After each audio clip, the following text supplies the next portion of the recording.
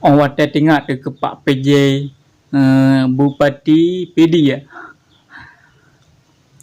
Ingatlah rumah gedung bahawa pegah ligaknya mangat gadah sejarah komplit Aceh supaya awak Aceh baik lemu perang nyamban supaya awak Aceh baik itu pulih bahawa rumah gedungan na pelanggaran HAM.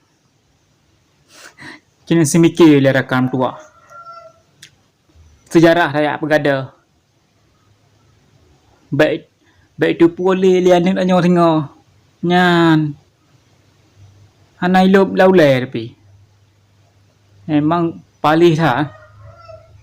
Aleso ke boh ke PJ awak jawan. Awak Aceh awak jawan boh awak arona.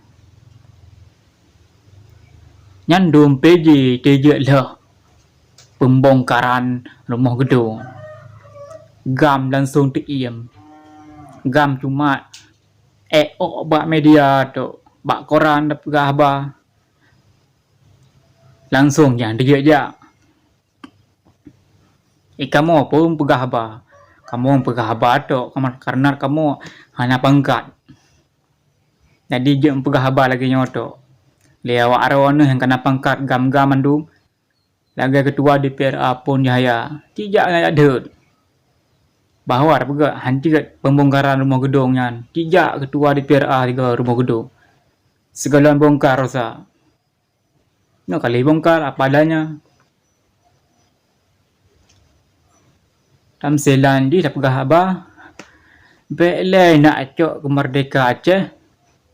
Rumah gedungnya si dibongkar. Anak sotan. Nyan dah pegah. Belai tengah dah pegah Aceh akan merdeka. Aceh noti bopa ni. Melinggai dan hana Aceh merdeka pengut. Nya baklung hana. Ada rumah gedung bongkar. Hana sodot. Rumah gedung kan lam langgro danyo. Apalagi tak cok Aceh merdeka. Berak buat.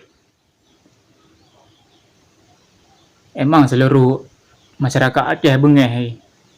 Yang lagi nyambut. Hana sotam.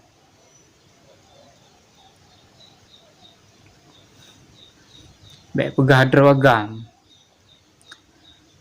Aduh. Oh, dah ingat sedih tak. Udah bongkar. Tak pedang mesiu minan. Bahawa ana pelanggaran HAM minan. Tak bongkar.